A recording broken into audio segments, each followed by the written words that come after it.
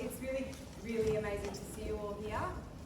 Before we begin tonight's amazing presentations and expo, I would like to acknowledge the traditional owners of the lands on which we meet upon today.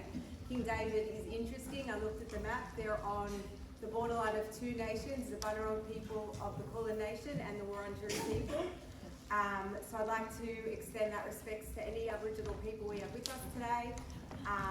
And I would also like, before we start, to just hold some space for our brothers and sisters in Israel and everything that's happening. I would like to hold space for the hostages that have been released and that, please God, will continue to be released over the coming days, and for the strength and health of our nation. So, hi, I'm Talia. I am a social worker at Child Protection. I have some little pockets with neurodiversities and run It Takes a Village Instagram page. And yeah, I'm really excited to welcome everybody. I'd like to thank the major sponsors of this event to start with, Jack and Robert Morgan and families, the Community Bank Caulfield Park, Spotlight Foundation, 180 Markets, Jonathan Wenig, and I would also like to thank Sharon and Tammy and all the volunteers here tonight, and I would like to thank King David for hosting. I'm going to hand over to him in the front. Thanks, Karen.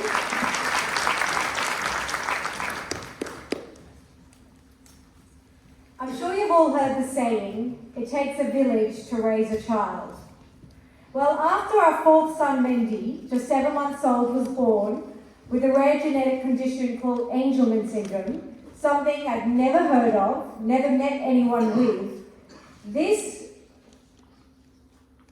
saying took on a whole new meaning. Suddenly, we were thrown into a new, unknown, medical, scary, isolated world that had to learn how to navigate the Disability Services Network. It's definitely been, and continues to be, as I'm sure most of you can relate, a roller coaster ride. Yet 9 years later, I stand here tonight in front of you all, and all I can say is wow. Look around the room tonight and you'll see soon the expo behind you. This is our village, a village of hope, support, connections, non-judgmental, community support, opportunities for all, and so much more. Boy, do we need our village, and how lucky are we to have one. I'd like to give just a little bit of housekeeping. The bathrooms are behind the black curtain. If you could please put your phone on silent. And I'm going to introduce to you a video that will show how to navigate the resources on the Social Blueprint website. So if you go to Disability Services or Disability Support, and it will show you all the resources we have and all the information that you can get. And I'm really excited about tonight. The Disability Expo over there looks incredible, and hopefully you can connect to so many people here. It gives me great pleasure to invite a very special person in this room, Dean Cohen, OAM, to MC this evening. Dean is the CEO of Flying Fox and on the board of All Things Equal. But most importantly, Dean shows and is an example to the younger generation how working or volunteering with people with disabilities is meaningful, fun, something that they can put their hard-earned money and their time to, and something that they want to be part of. So thank you, Dean, and enjoy the evening.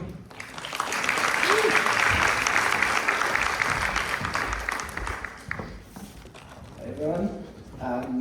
Introducing the MC is fun and awkward for me, because I'm here to manage this amazing panel. It's not about me tonight. We've also got Brooke here next to me, who is our Auslan interpreter, who alongside our amazing Auslan teacher Grant sitting over there. We have run Auslan classes with Flying Fox for the last 10 years, and Brooke's been with us on the journey to making sure that we can all engage with people where they are speaking their language. So special to have Brooke on stage too. We've got three amazing speakers. Yeah. we've got 3 amazing speakers as well, who we'll get to in a second, but just 30 seconds on me, just so you know why I'm up here. I fell into working in disability after I finished high school. I got a call from a parent of a young autistic guy who, his mum said, I need someone to hang out with my son, he needs a friend, and I heard you like soccer, do you want to have a kick in the park with my son? And I went along Friday afternoon, Caulfield Park, and loved it. We built a really great relationship. We spent a lot of time together for a couple of years after that, and then I was hooked. Did a commerce degree, was never going to do anything with that, ended up working proudly, happily in the world of disability for the last 12 or 13 years. At some point in that journey, I moved to Sydney for my now wife, and we've got so many amazing stalls here, but one of them is Housing Hub, and the person sitting at the Housing Hub stall ran a camp, Kelly, go hang out with her, and it was a camp for young people with disability that existed in the Sydney Jewish community, and it was awesome. My wife and I loved it and moved back to Melbourne a year later and ran it here. On the second camp, we've got Jordan in the orange jumper manning the Care Now stall, and Bookie and Ryan at the button stall, who were on that camp as volunteers. And it was this amazing experience for young people to volunteer with people with disability for 4 days, having fun, kayaking, swimming, ropes courses, all the fun stuff. And it's pretty magical that after just 4 days of fun, that can inspire people to devote pretty much their careers, their short careers so far, they're still youngsters, to devote their careers to disability and to building a more inclusive world. So now I run Flying Fox, which is nearly 10 years old. We've had probably 1,500 young people with disability coming through. 1,500 volunteers, about 500 young people with disability that have come through on our programs, and we run weekend getaways and big camps and all the fun stuff. And I'm also very privileged to be on the board of All Things Equal, which is another stallholder here, which is an inclusive cafe that provides meaningful employment for people with disability, and will work really hard to provide a pipeline for those people into mainstream employment into the future with the new vision for the organisation. So the village comment from Manuka, that it's what it's all about. We've got so many connections in that room behind us that come together to really build that inclusive world. So learn a lot from the speakers, and then we'll hang out. We'll eat some All Things Equal and Access in food as well, and we'll schmooze and connect over our shared passion for the world of disability. Couple of points from me. One is language. You would have heard I said the word autistic. Other people will say someone with autism. There's so many nuances in language in this sector. Each of the speakers might refer to disability in different ways. Everything that they say, they can advocate for themselves, but everything that they say that I'm saying, that anyone here would say when we're talking about disability, always comes from a place of love. Every question that's going to be asked from the audience is going to be from a place of love, and we'll embrace that. But that doesn't mean don't ask the hard questions. It just means recognise that we have a shared purpose and mission here tonight, both the organisations, the service providers, and the participants themselves, the families, carers, siblings, and everyone else in the room. So let's celebrate the unity of everyone in the room here. That's enough for me. I won't do big introductions to the speakers. They're very impressive and it would take too long. But first up, we have Therese from Higher Up talking to us about being an NDIS navigator. So welcome, Therese.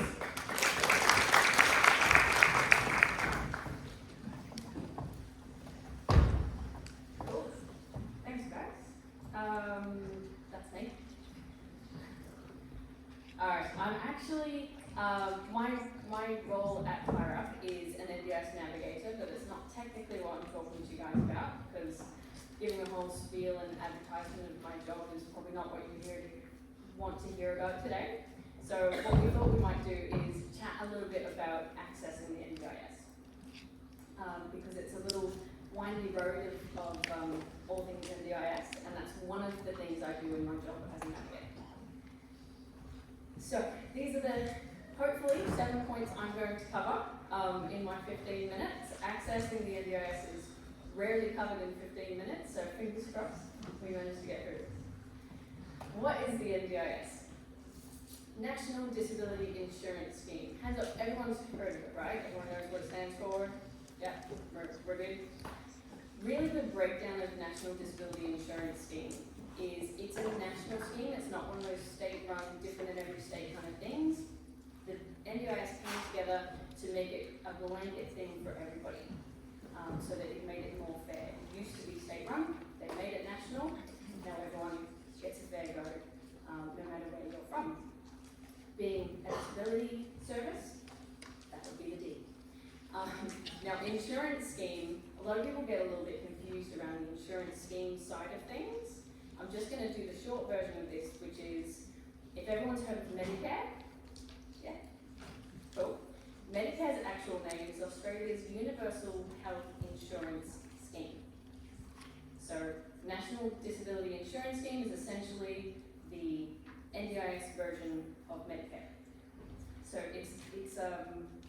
yeah, that's why it's called the insurance scheme. Right. It's designed for being a proactive and lifelong support. And that's what we hope it continues to do for the rest of its existence. Alright, actually, yes, who is eligible for the NDIS? Interesting stat. Currently, less than 13% of people with a disability meet the access requirements for the NDIS. Did everyone know that? No. Interesting. A little bit splashing. Sorry, doing that to people so they can't see the screen. Oh, I see. We don't have any ways. So, does anyone want to watch me? Or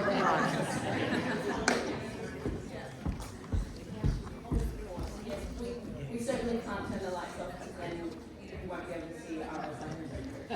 We'll keep the lights on, but if anyone gets a little bit confused as I go through the slides, feel free to come and talk to me. We also will be sharing the slides with the social blueprint. I think it's going to go up on a blog or a website or something like that. So for now, just trust me that slide says less than 13% of people with disability meet the access requirements for the NDIS. So what are the access requirements? So on the left or right? Left. On the left side of this slide, it says you need to be aged under 65 years of age, you need to be an Australian citizen or have permanent visa or special category requirements, and you must live in Australia, essentially. Okay.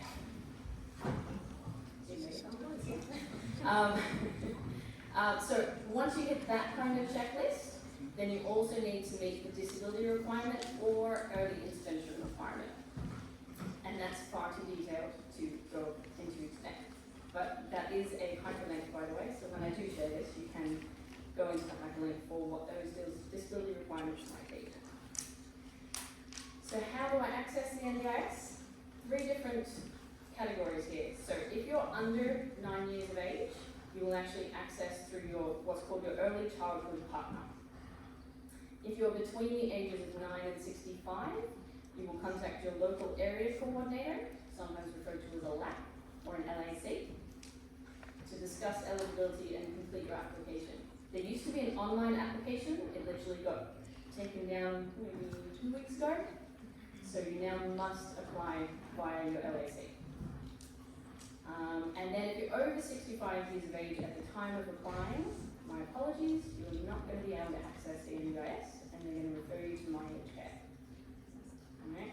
If you don't know who your local area coordinator is, there is a really good site to show you who your local area coordinator is in your area, and how to contact them and how to go through that whole process, which is also hyperlinked on this slide. Alright, another key thing to know is once you have access to the NDIS, you have access for life, or until you no longer need it or want it. So if your disability requirements are no longer needed, you'll come off the NDIS. Or if you simply say, I've achieved all my goals and I no longer need this extra help, then you'll come off the NDIS. Alright, the NDIS journey. This is actually a really cool slide. Apologies if you can't see it. I'll do my best to describe it. So, the step-by-step process of how you get an NDIS plan. First of all, you check out your eligibility. That's That's your first thing. Once you've qualified and they're like, yep, you're eligible, cool, let's sit down and have a chat. You'll complete that form, you'll sit down with your LAC, and step 3 is you have that first planning meeting. Yes, you qualify for the NDIS.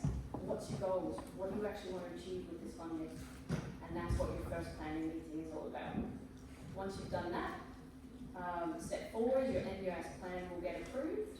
And step 5 is understand and use your plan. So that's pretty much where you live. Once you're on the NDIS, you live in that stage of understanding and utilising your plan.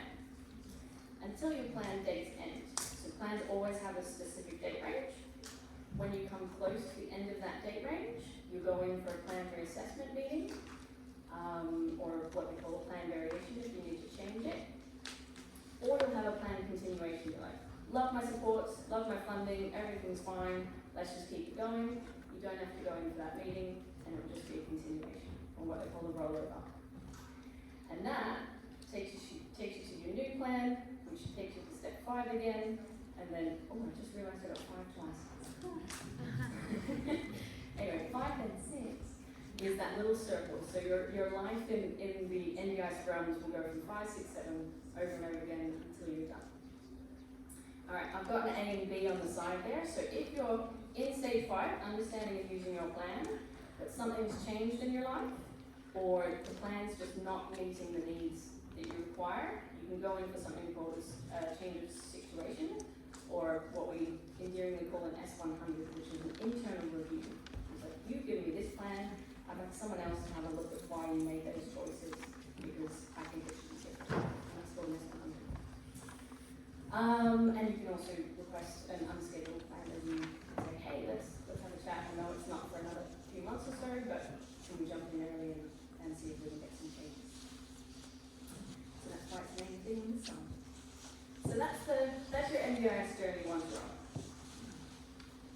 So assuming you're on the NDIS, what funding can you use the NDIS for? So the key thing of what it can't be used for is regular, what's the word? Housing, food, things you need to exist, things you need to live on.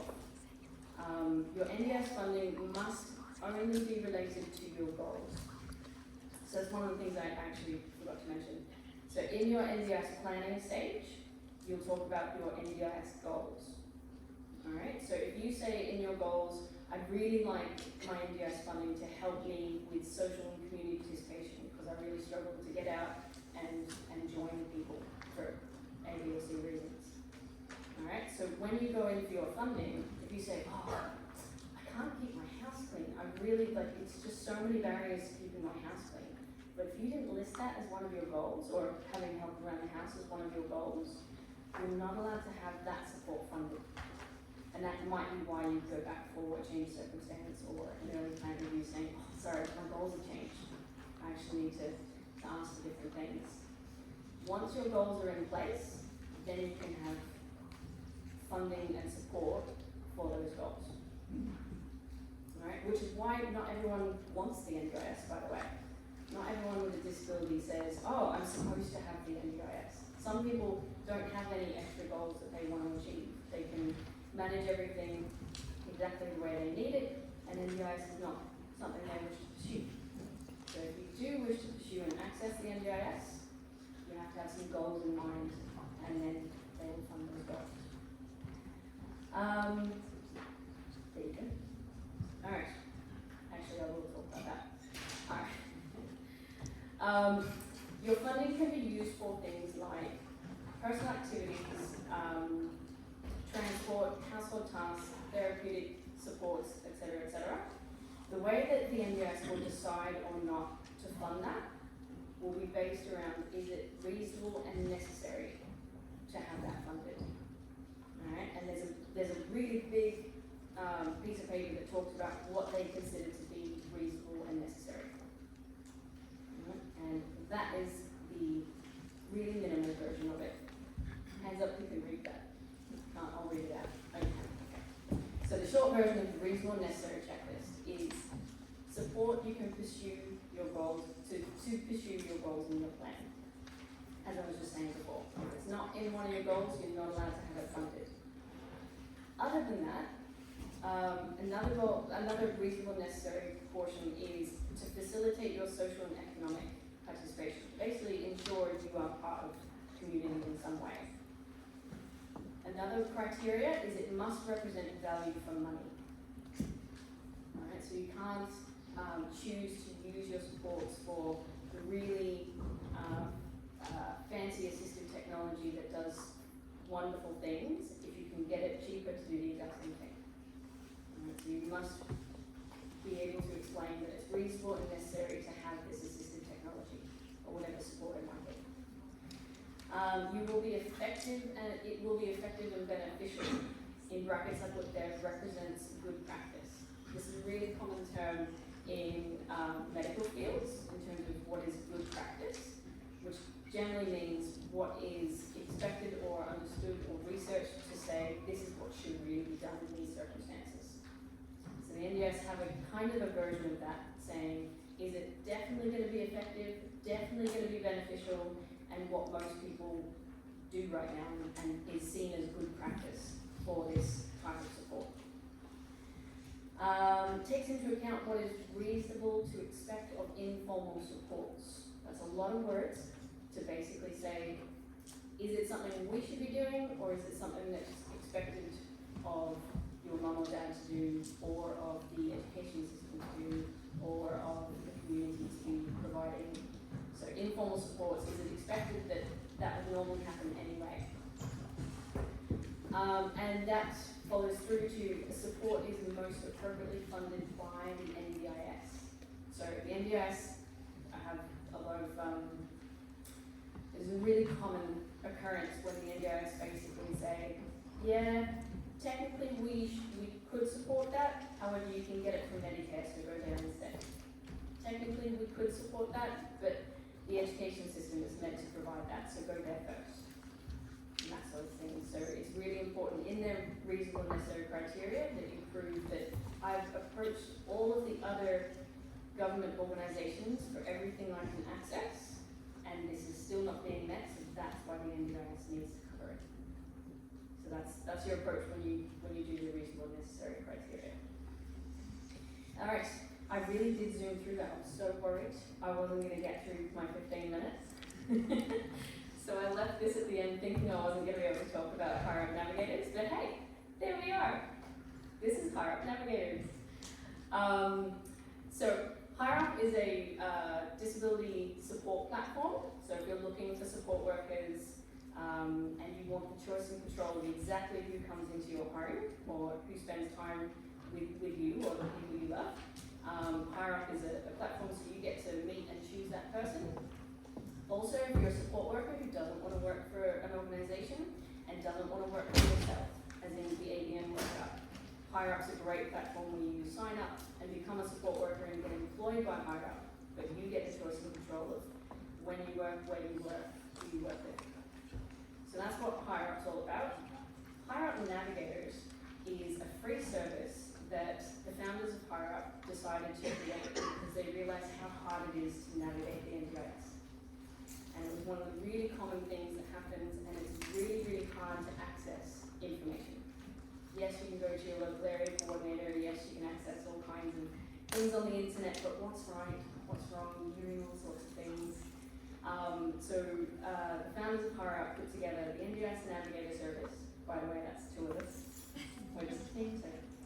To offer free advice service. It's meant to be a short-term advice service. It's free. We're currently not supporting people as support coordinators because essentially that's what they're supposed to do for you. And on average, we help people for, say, 3 to 5 hours, basically talking on whatever subject it is that you're like, okay, this makes no sense to me. How do I do this? All right. The common things that we tend to cover are plan reassessments or unscheduled planning meetings. But we can also help get you prepared for your plan reassessment meeting or get prepared for your check-ins. And we can also just sit down and help you understand your plan. You know, what does that mean? What does this mean? Core, capacity, I don't know what's going on here. So we can help just deconstruct your plans and help you understand all these different things. Unfortunately, despite the fact that I was talking about access before, we can't really help with the full scope of your access request. That is done with your local area coordinator, but if you get really lost or you're a little bit nervous before you go in with your LAT, we can have like a 1 hour chat with you to give you some tips and tricks about all the important things you need to know about access in the NDIS. Yeah, that's it.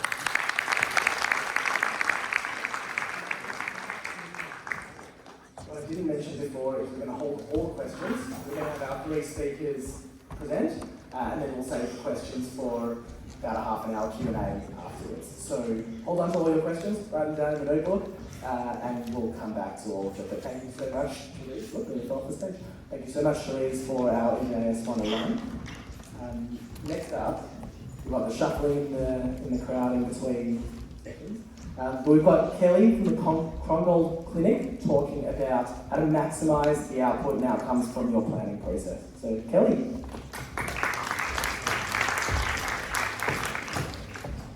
Thank you very much.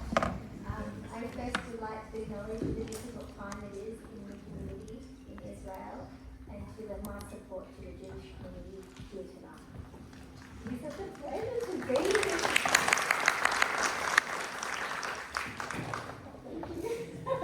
It's such a pleasure to be here tonight and to stand beside so many impactful organisations that are trying to make the world fit for all children and young people of all abilities. When I was thinking about what to talk about and the NDIS system, I thought about everybody here tonight is on their own journey with the NDIS. And as you said, it's a very tough journey to be on. And I realised I wanted to share with you all that I also have been on a journey with the NDIS myself. I had a son who's now 10 and who was born with hearing loss. And so you would think that I would have had all the privilege in the world to enter this system of the NDIS and to figure it out. I was a psychologist and someone that had worked for a long time with many allied health professionals, paediatricians, speech pathologists and OTs, and yet I can tell you that at every step of the way I was confused, I found it hard, I didn't even know how to link my MyGov account to the NDIS system. It is just really, really tricky. It was everything, from trying to figure out what documents I needed to make the application, and how to prove the diagnosis for my child, to figuring out every line in that budget and what they all mean and what I could and couldn't spend my money on. And I was living in fear that I could get audited at any moment and have somehow done something wrong. So I really do appreciate how challenging it is to figure it all out. And that's only the very first point, the access point. What comes next is figuring out how to use that money and how to meet these goals, or what goals you should even have. It's tricky every step of the way, and I keep looking back at you because I think, oh, that just summed it up so neatly and so perfectly, and yet to me it was just all so complicated. Because at the very same time I was experiencing this realisation that my son was born with hearing loss and the impact that was having. So it is a huge cognitive load for us parents when we first are discovering that our children have a lifelong disability and what this means, and then navigating this very complicated system. So what a marvellous night it is to be here tonight, where you get all this information in one big expo of all these different services and things that are on offer. And I'm so pleased to tell you about the Monash Crongold Clinic, and to also share with you what we've learned from research, the insights that we've gained about what supports can help children thrive in their communities.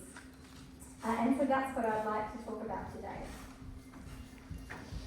So who are we? Well, we're a university clinic that sits within the Faculty of Education at Monash University. And we've been around for a really long time. So it was first established in 1976, and at that time it was called the Monash Centre for Exceptional Children. And back then it supported children with disabilities, and it also trained students that were studying the Masters of Educational and Developmental Psychology program. And a lot has changed both in the disability space and in the world since 1976. The Monash Congold has undergone many revisions and changes over that time. And in more recent times, we've brought on board a new director, which is Professor Nicole Reinhardt, who's come and taken over the clinic and brought her research programs where she looks to support the inclusion of children with a disability into education and into the community, including community sport. And that's what I'm hoping to share with you all tonight.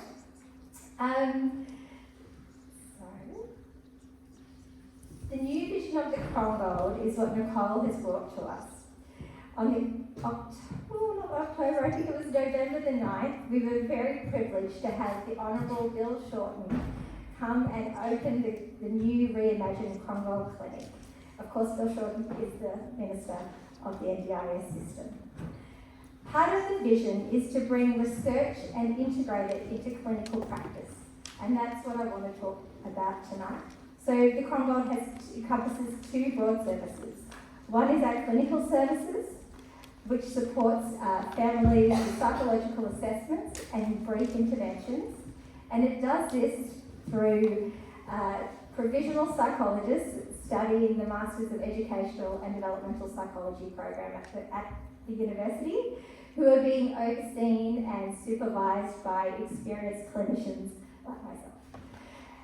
And the other arm of the Congold is the research programs, and this will be, I'll go into further tonight, and the aim is to integrate those research programs into the training clinic to both fast-track research into practice, but also train the next generation of psychologists who will bring these programs into the community. So I would like to first start by talking about the clinical services offered at the Congold, because I think it's really relevant when you're beginning to think about your NDIS plan. The very first stage is to think about getting an assessment for your child, and this is where you really begin to start thinking about that documentation and what you need to either prove a diagnosis to the system, or the other part of an assessment is to think about the functional impact of a child's disability on many different developmental domains of their life. So here I've got the different domains that we often think about in psychology, but it's not just psychologists that do these assessments. There's speech pathologists and occupational therapists as well. We think about the areas of communication, or what children can understand and how they communicate their thoughts and feelings to others. We think about their social relationships.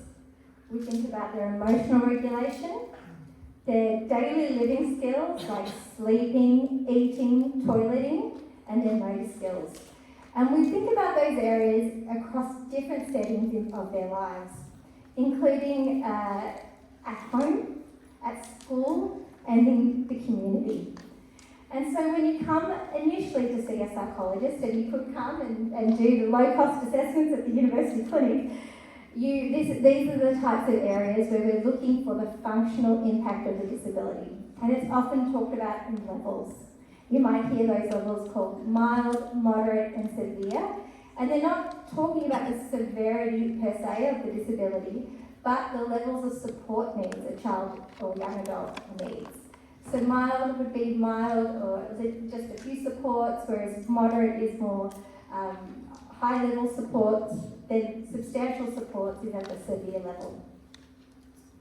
As you can see, we do a range of different developmental assessments, and again, just to focus on that, some parts of our assessment are to clarify a diagnosis. At the Congold, because we're a student training clinic, we don't do assessments of autism, but we do assess intellectual disability as well as specific learning disorders. But we certainly do a broad range of developmental assessments to assess functional need. And while we need those assessments at the beginning of a plan, when we're getting access, when your plans are reviewed at very many stages of your NDIS plan, I'm just looking just because I said it wrong, often these are where these assessments really come into their own, because you really are wanting to say that you need funding for these reasons. And that's what the reports that you get from your psychologist should say, that these are the areas that you need supports in, and these are what we are recommending you get funding for. As I mentioned before, the second part of our service involves all the different research programs that Nicole is embedding into the clinic, and hopefully next year we'll be beginning to bring them out for the public. One door, many interventions. All of Nicole's programs are centred around the central idea of helping inclusion of children into the community and in their education. The first program that I wanted to, I've gone the wrong way. I'm going to just highlight a few of the key programs, and if you wanted to come to the Expo, I'm sure I could tell you about the rest. But she does have a series of programs that come under the title of All Play. All Play is just fantastic. What the research team has done is synthesised many thousands of research papers to figure out exactly what the research says children with a disability's strengths, but also the types of strategies and supports that work to include them in their education. Everything on the website is free. It helps people at all parts of the educational journey, from kinder and the early education sector to primary school and secondary school. It offers training courses to teachers in inclusive education, and so far 1,500 teachers have completed the course to bring these strategies into the classroom. It offers wonderful guides and resources to families, and I've got some of those with me tonight to have some of the really tough conversations at school about how to talk about your diagnosis at school, how to have student support group meetings, how to advocate for your child, how to track your child's progress. The one that I brought to that when I was thinking about what types of resources people might be interested in is the Strengths and Abilities Checklist. It's really hard to know how to have these conversations and build a strong school partnership. But we know from research, this is what we've found, is that this strong partnership with the school is a very big protective factor.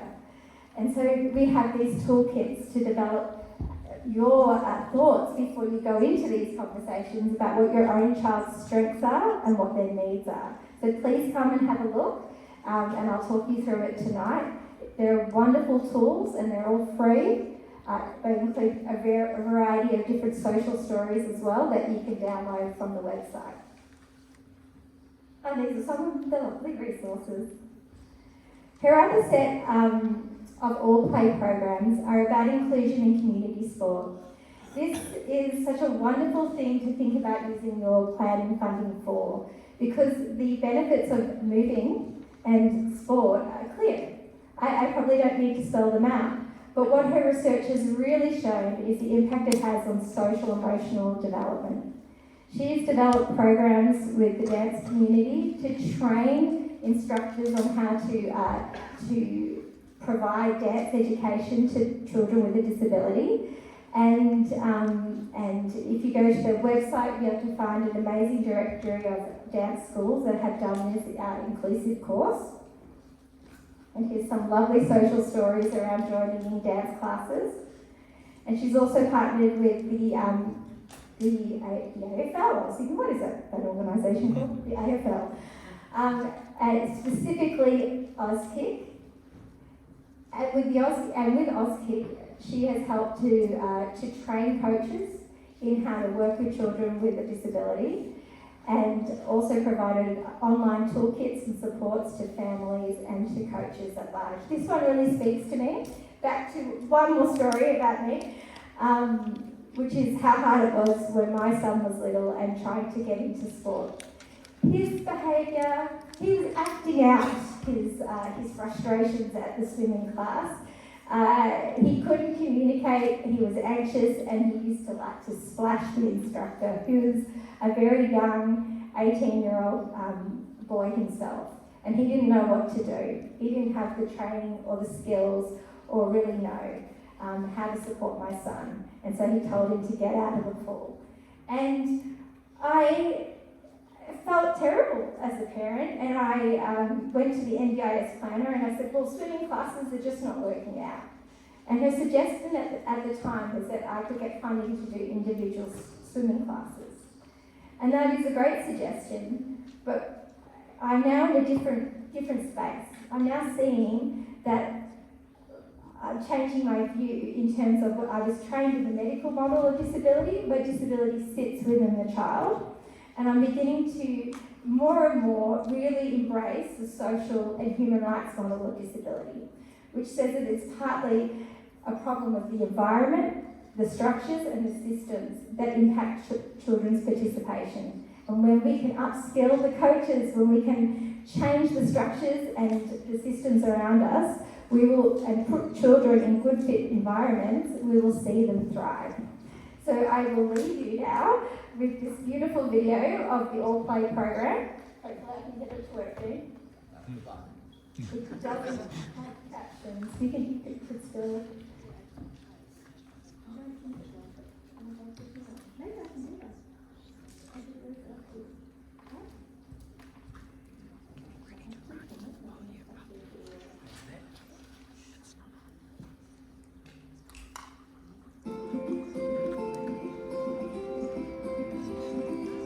My name is Nathan, this is my story. I live with disabilities.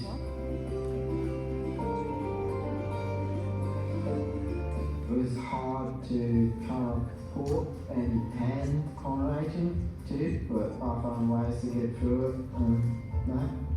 The way I got into 3D with my cousin used to play Expo together, and then I left clubs and went to Saturday and played my whole league career there. And then, hopefully some more footy left in me. My favourite thing about footy is probably making new people and doing new drills, help other people learn too, and also just playing the games on the weekend and actually competing and that, running from players and that, so it's fun. Hi, my name's Gavin, this is my son Ethan. The advice I'd give to coaches is to focus on the child's strengths, asking the parents about the condition, looking up the condition online, or asking other parents as well, and getting other kids involved with the child with the disabilities as well. I coach the E8s and that is a little bit hard, but they all listen surprisingly to me. I like coaching the E8s, teaching them what I learned and how them can improve. This is my story, but everyone will be different.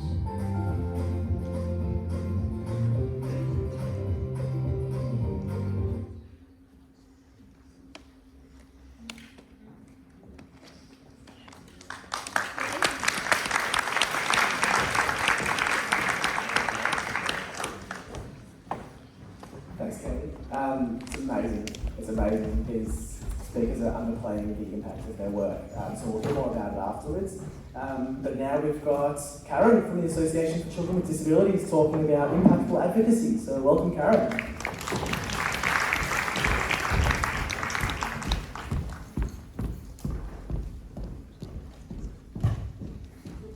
Hello everybody, it's a pleasure to be here today. And following on from this, sorry, I've got to go into the... Oh, yeah. Technical difficulties. There we go. My name is Karen Thompson, I'm from the Association for Children with a Disability and I'm a support advisor. And following on from the other talks that we've had today, the presentations, I'm going to cover some aspects of NDIS after we've already had your plan. So NDIS participant check-ins, preparation for plan assessments, reassessments I should say, and plan variations. And we were also cover how ACD supports families. So first of all, we're going to talk about participant check-ins, which was spoken about just briefly before. But a participant check-in is something that is going to happen where it will be a phone call, and it will be talking about what is working, what is not working, and what's happening in your child's life at the moment, or adult at the moment. So it will also look at how your child is going with their goals and how NDIS and other supports are meeting your child's needs. It will also look at if there's been any changes in circumstances for your child or for the family. I want to give you some tips around these check-ins. It's really important that if you get a phone call from NDIS at any time, that you identify who you are talking to and you identify what the purpose for the call is, because you will get calls at different times about different things. If it's not a suitable time for you to take that call, you can set up another time. That's your right, so please don't feel pushed into something. Think about what the outcomes would be that would suit your child, and note what the actions are at the end of the call, what's been agreed, and find out when the outcomes will happen. What's the timeline? You can also ask for an interpreter. You can ask for a reference number. A lot of people don't actually know this, so that if you've got any questions afterwards, you can ring up the NDIS and say, this is the reference number from the call that I had the other day, and I just have a couple of questions, and they can pick that up. You can also ask for a plan reassessment or a plan variation during that time. And please note that the person who you're speaking to on the phone can't approve anything in that moment, but they can put requests in.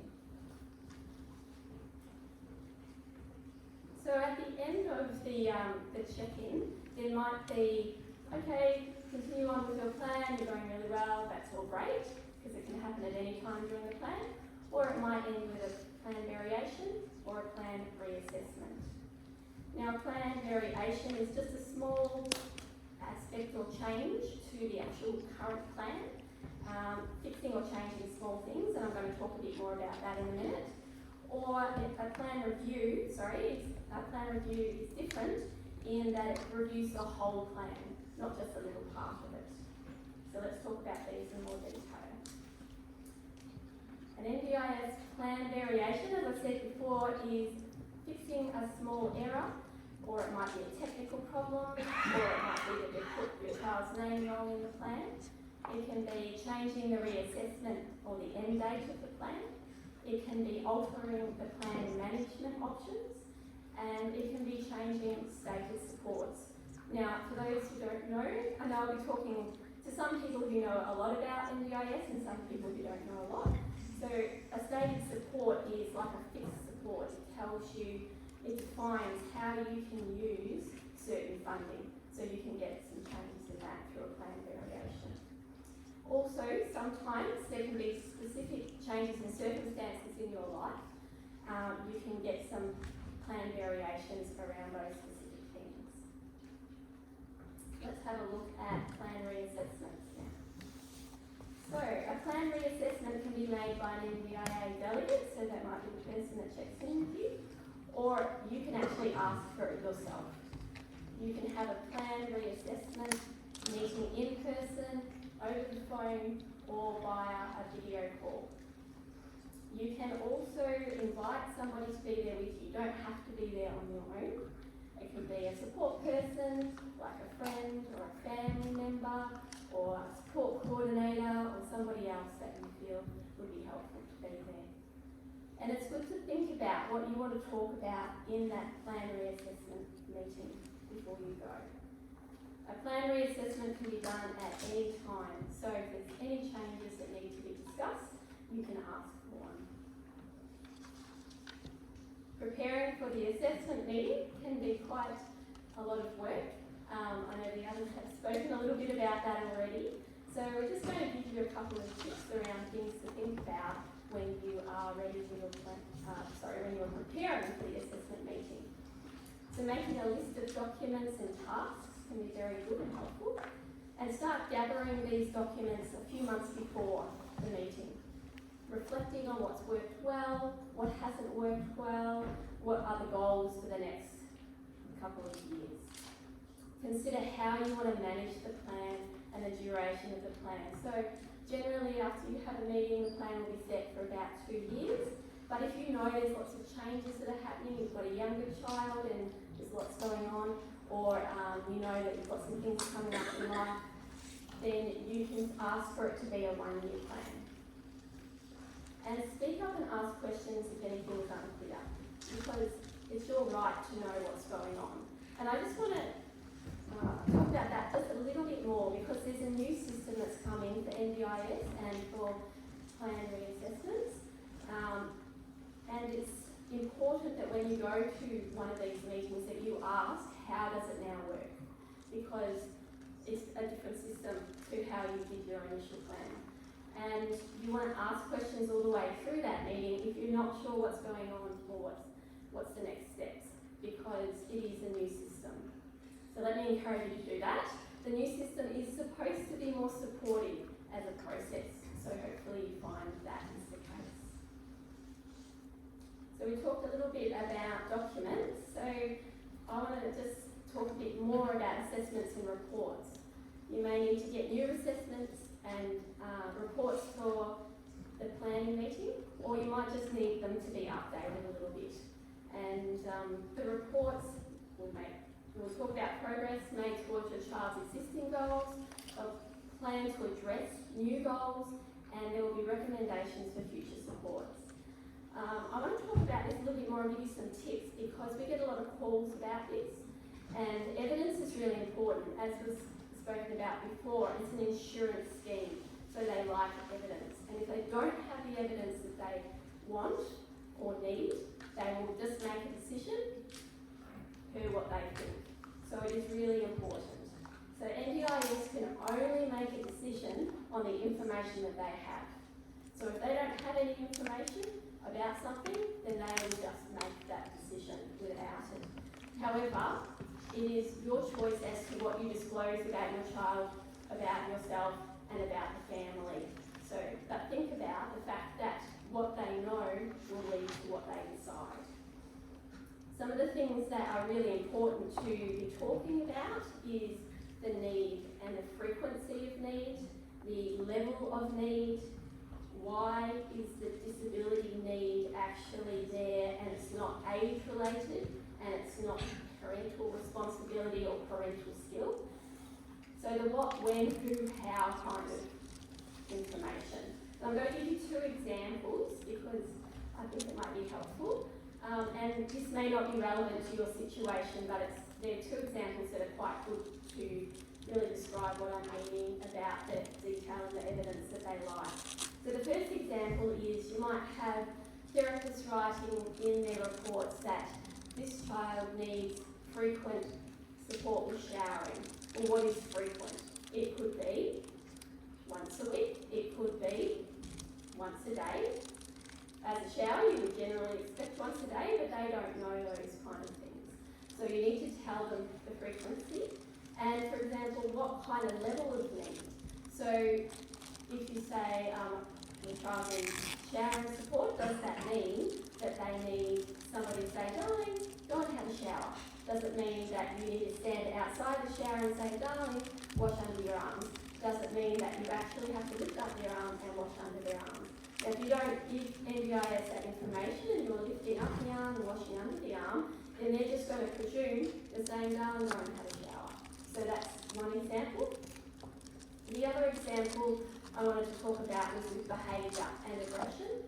This happens a lot, is that it's put in reports. It says that the child is aggressive regularly. Again, what is regularly? Is that monthly? Is that weekly? Is that every day? Is that every hour? Every minute? What is it? And then also the level of aggression. Is that yelling? Is that pushing? Is that stomping? Is that punching walls? They're all very different. And NDIS, if they don't know what the situation is, then they can't make a decision on that. You can also ask for extra information from your therapist or your GP other people that are in your life if you feel like what I've been talking about is not actually in the reports that they're providing. And a letter is cheaper than a report. You don't have to get them to make the whole report again. That can be quite expensive. You just ask them to add an additional piece of information via a letter. So if something's changed in your life or something's missing since they've written a report, that's a tip on how you can get that information to NDIS. Also, it's really good to ask the planner when you're in the meeting, is there any evidence that they need?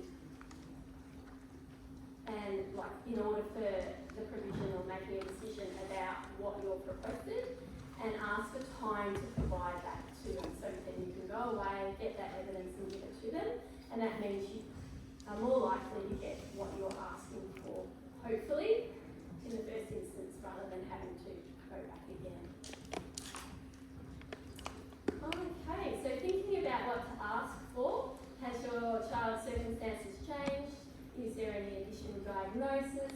Has your informal support changed? And are there any new needs or concerns? Are all good things to think about. So that kind of sums up that side of it. And I just wanted to tell you a little bit about the Association for Children with a Disability. Please do come and have a chat with us. We've got a stall in the Expo area if you have any specific questions, because NDIS is very specific to each individual child. That's the way it's supposed to be, or each individual person. So if you want to have further chats, come and chat to us, or also ring up Association for Children with a Disability. So we are led by and for families of children with disabilities. Our vision is an inclusive community where children with disabilities and their families thrive. And I think we all agree that that's what we want. We support families with children from birth to 18 years at age across Victoria. So what do? We have a support line, so that's part of what I do. We have lots of information and resources across all of the areas of children. Whoops, do an update.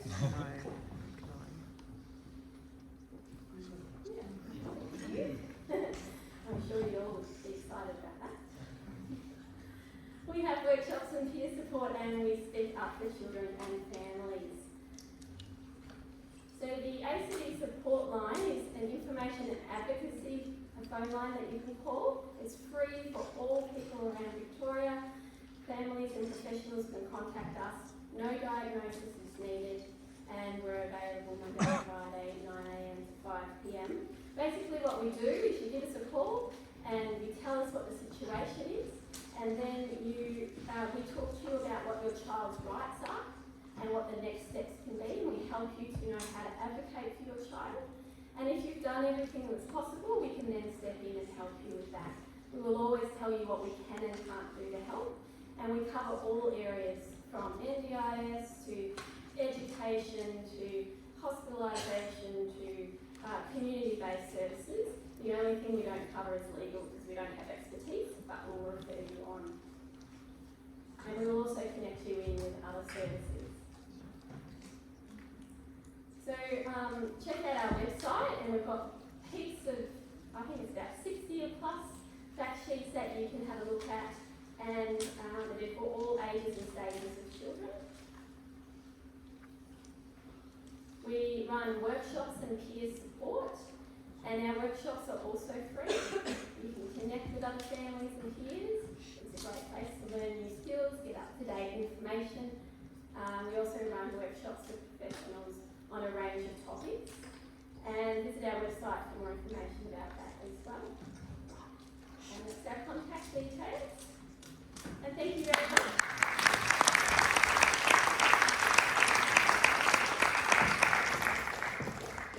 I don't want to leave on that slide.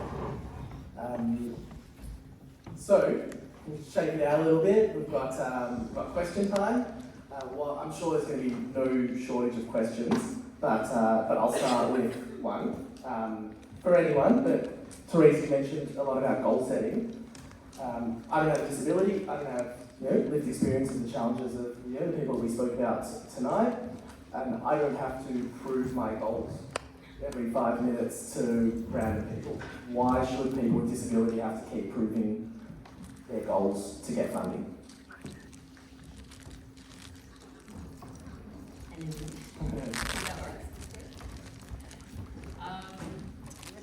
So, got a green light. Can you guys hear me?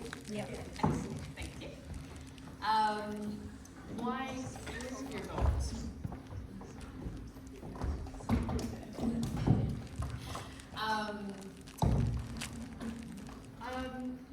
Interesting question. I wouldn't have viewed it personally from the perspective of having to prove your goals. More a case of, so as you go in for your personal check-ins, they will sit down and say, are these still your goals? Or do you want new ones? Have the support that has the funding and support we've provided you helped you achieve your goals? And if not, what are the barriers to that? So it's not like, oh, so you want to be able to go and join a soccer team on a Saturday. Really? Is that appropriate? It's not that kind of view. It's like, we've funded you for a support worker to help you get to that and attend it. Have you been going? Has that helped? Do you still need that, or are you comfortable getting there by yourself now? So it's more talking about the way that they're supporting you to achieve those goals and whether you want to change them. Cool. We'll get mics going around the crowd, but in the meantime, Kelly spoke about the clinical diagnosis. You mentioned the medical model of disability. Is the clinical diagnosis process able to be more empowering than maybe it feels for a lot of people at the moment? Oh, I hope it's beginning to be more empowering as we begin to really focus on children's strengths. It is really tough. As I sat thinking about what you've just said and the planning meetings that I sat in, I realised that to advocate for my child, I had to focus on all the negative things and to say it really negatively. And it was a very upset. They were always left me feeling very upset.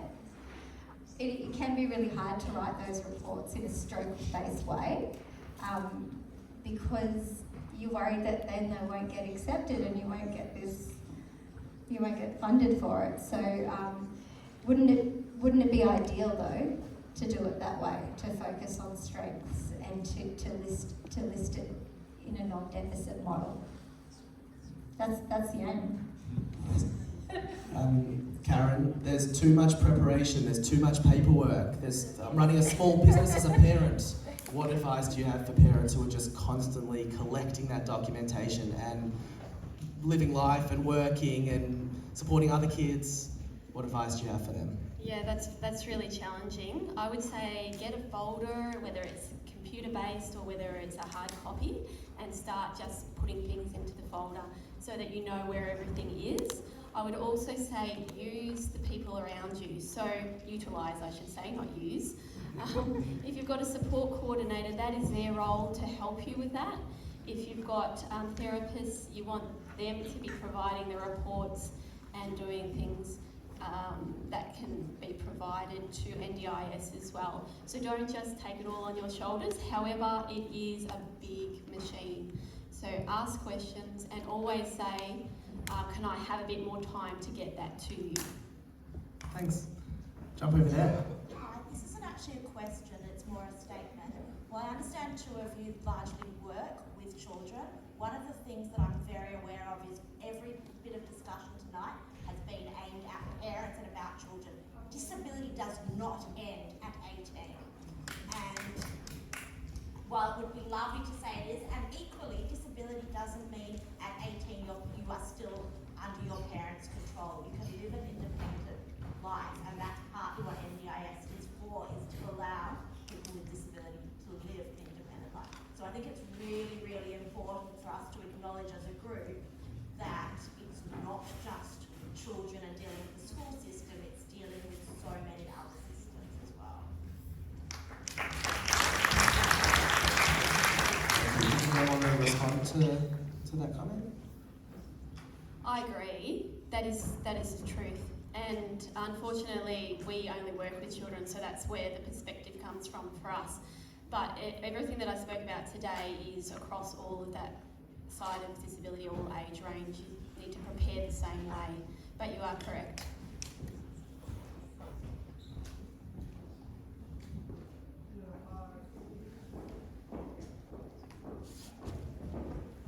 Yeah, hi.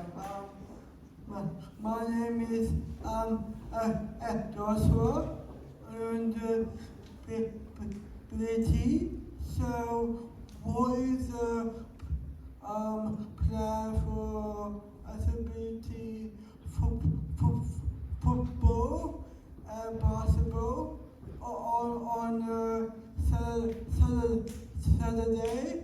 And like me, I go to see lots of movies and I go see football. My team is Richmond. What is disability football? Do you want to ask, Josh, do you want to ask us about being able to get access to more sport, going to more footy games and playing more sport? Is that what you want to know about? Yes. Amazing, thank you. Do you want to talk about the work that you do with AusKick a little bit more, and how kids get involved in the first place, and then how people who are older can also stay involved if you've got a pathway for that too? Yeah, well, I'm not quite sure about the older age range, which I'm most apologetic about. AusKick, of course, is for the younger kids, and they get involved through their own club, and clubs can go online and seek out the training courses there. AusKick is really much about families. It's often run by the dads and the mums, and so it really very much is a community sport at that age, being run by volunteers, by dads and mums. And so the programs that Nicole has done is to upskill those parents to deliver inclusive participation. It sounds like you would have loved that type of opportunity when you were a child, and I don't know of anything that's similar for adults, but I imagine that would be a wonderful way to increase your social and community participation, and that it could be a goal. Would that be right? That'd be a great goal. Yes. Because disability, some guys and girls want to go see more passionate. Go see see your favorite movies on the weekends, and go. Me, I am single, so some people want to go out there, some bad food, bad drinks, and they're well. This only be careful about coats. We do have, in terms of playing sport, we've got the Special Olympics crew, but we're going to hear Lenny with your big voice tell us about your work. It's really, if you wanted to play football or cricket, Ajax Maccabi have a football team, an AFL team, which Josh is in, and probably there's about 25 people who play in that team. So if anyone who, adults or even, I suppose, 18-year-old or above wants to play football, we have our own football team that plays every week in a competition and trains as well. We also have a cricket team starting as well. So I think, I suppose what I'm saying is that there are sporting teams out there, and in fact the AFL have a very big all-ability competition, very big, in lots of suburbs, particularly in the Williamstown way. There's 5-6 different clubs that are holding them. So there is a lot of sporting stuff out there. I think you just need people like these guys and people in there to source it, really. So just wanted to say that. So Ajax Maccabi is spot to start. Ajax Maccabi and Lenny Gross. That's a good place to start. Hi guys, I'm just going to jump in there as well. On behalf of Maccabi All Abilities Basketball, they play on a Thursday night, and on Sunday there's maybe an older group on a Thursday night, younger group on a Sunday, and it's an epic team on a Thursday night. My best friend's a really good player on there, so if you want to join, get in there. I just want to add that one of the quite inspirational things about Nicole's research is that when she was taking her own children to community sport, she noticed that there were no children with disabilities that were participating. And that's what she really wanted to bring and to translate quite quickly into real world, a real world impact. And the AFL has really taken it on board.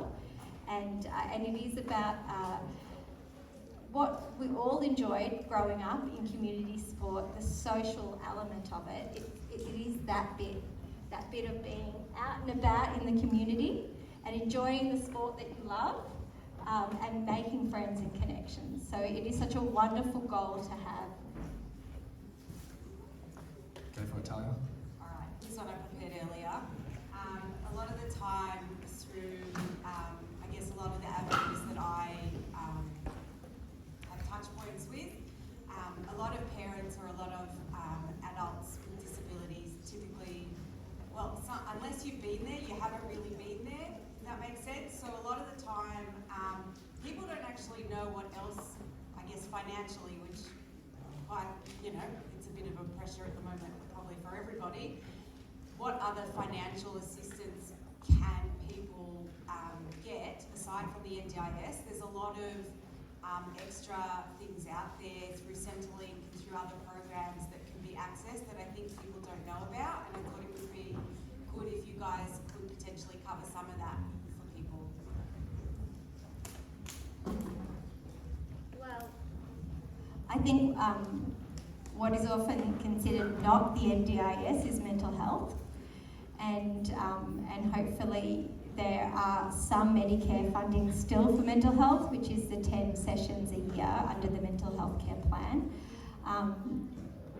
If you have a child with autism, there are, I think, an additional 20 sessions that you can use over the course of your child's up until the age of 25, I believe. There is also other plans like the Chronic Disease Management Plan, which give you 5 allied health sessions. But that is really taking a mental health hat. There are excellent things you're going to get through Medicare. That the NDIS really encourage you to use those first before you have to use your NDIS funding. Other than that, through Services Australia, you've got things like the carers payment and the carers allowance. There are actually 2. A lot of people think they sign up to one and they're like, cool, I've got the carers allowance. There's actually 2. You might not be eligible for both, but you can actually apply to see if you can have both of those payments. And then apart from that, Carers Gateway is a really good organisation as well. If you do need that support as a carer, you can tap into those. And then if you're looking for anything and everything, what might be available, Disability Gateway is a really good place to start. You can actually put that into their system and find out what kind of support I can get, where I can get it. I'll just add a few bits that haven't been mentioned. Medicare does cover children with disabilities as well as mental health, psychosocial, and also there is HAC PYP, and that is for people who aren't eligible for NDIS. So if you are falling through the cracks there, you can access that as well. And there's also family services. There's buckets of money in different places depending on what the need is around family services as well. There's lots of organisations in the Expo in terms of carer support as well. We've got the Little Dreamers crew in terms of support for young carers specifically, so definitely stick around and hang out there. Go for it. Hi, I'm Heather. I'm Karen's colleague from the Association for Children with Disability. I just want to say we actually have a fact sheet on our website which is called Financial Assistance. It runs to about 3 or 4 pages. We have literally just updated it a week ago, and it runs through anything and everything you can think of. It's been written by parents of children with disability who work in our organisation, so it covers care allowance, care payment, anything and everything you can think, and in that are all the links you need in one place, and you can literally go in and click on them and it'll take you to where you need to go, and it outlines your eligibility and everything. So it's kind of a one-stop fact sheet, completely free on our website. We also have a lot of blogs that we run on our website, and things like, you know, travel passes, for example. You know, we've got a blog on the different travel passes, and all the different things like carer cards and all the sorts of different things that you maybe wouldn't know about, or you'd have to really hunt quite hard for, because we have to hunt hard to find them. So, you know, we know families just do not have that time to do it. So please go and check out that financial assistance fact sheet. It's really useful. Also, just while I remember, we have a turning 18 checklist fact sheet. So just referring to that lady over there who was talking about, you know, we obviously are a children's organisation, but we know that when your young person turns 18, things become quite different, both in, you know, the supports they can access, the health care, and so we have a whole checklist of things that you might want to start looking at pretty early on as well. Thank you. We've got time for one or two more questions. Grant, do you want to go for it?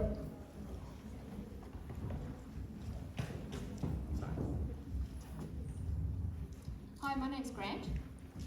My question's over the slide that you had about 13% of people that were uneligible for NDIS. So with the funding that goes through, it's not based on tax. And also with Medicare, so that's through the taxpayer. So, and there's a program for that. But when you talk about the village of children, that 13% of children join NDIS, so we don't need to talk about our community supporting our children. It's also the NDIS, but also the community needs to support our children as well. So have I got the right thinking to making sure that yes, it's a taxpayer system through Medicare and NDIS, but it's also a user helps everybody. So you don't want to have those parents that are absolutely worn out, or parents that have older children. We need to change that thinking that it's not just a taxpayer type system, it's actually a community, and it's okay to ask for help if you need it.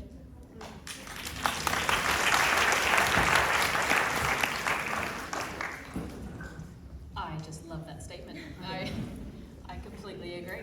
That's awesome. What I will say about that stat is apologies if it's not 100% accurate. I've been using it for over 12 months now.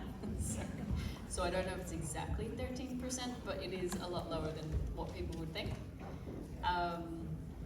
But I agree, yes, it's really important that the NDIS is just one factor, and there are many factors and many areas that we can utilise and we can address, and we can get support from so many different areas, and it should be integrated amongst everything and all of it. Yeah, amazing. Great statement, love that. Sorry. Absolutely agree with what you said, and look for that peer support, look for that community support, because they're going to travel with you in a way that those systems that you've talked about can't. And also there are services out there like the Strengthening Parent Support Programs and other peer support through Carers Gateway to connect in with people, because sometimes you can be isolated when you have a family member or a friend that has a disability and you don't know anyone else. So yeah, using that community and also your own community like you've got here today is powerful and wonderful as well. Thank you. I think lucky last question up there.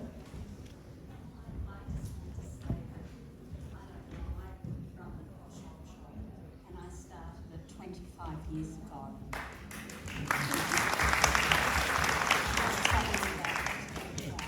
But the reason I want to say something is because when I started 25 years ago, I think there was about 25 children with special needs. In shop funds in Jewish day schools. And there's a tremendous amount of effort. But when I sit here tonight and listen to all the things that people can tap into, all the things that are here, I remember when I started, I used to have so many people come to me and say, how do I get help? What do I do? I think it's so amazing to sit here and listen to such a lot of help that is out there. And I'd say today, the kids that I helped 25 years ago, their lives would be so different today if they would have had all this help. There's no doubt. So, congratulations.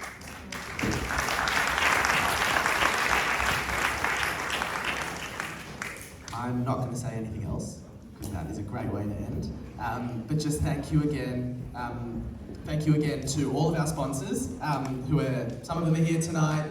We heard the names before, but just thank you to everyone who helped put this on. In particular, a massive thank you to Tammy and Sharon from Social Media. And to our speakers for sharing all of their insights with us. Thank you. Please stick around, the curtain's going to be open. We've got food from All Things Equal and Access, and enjoy schmoozing and mingling and learning more about the world of disability. Thank you all.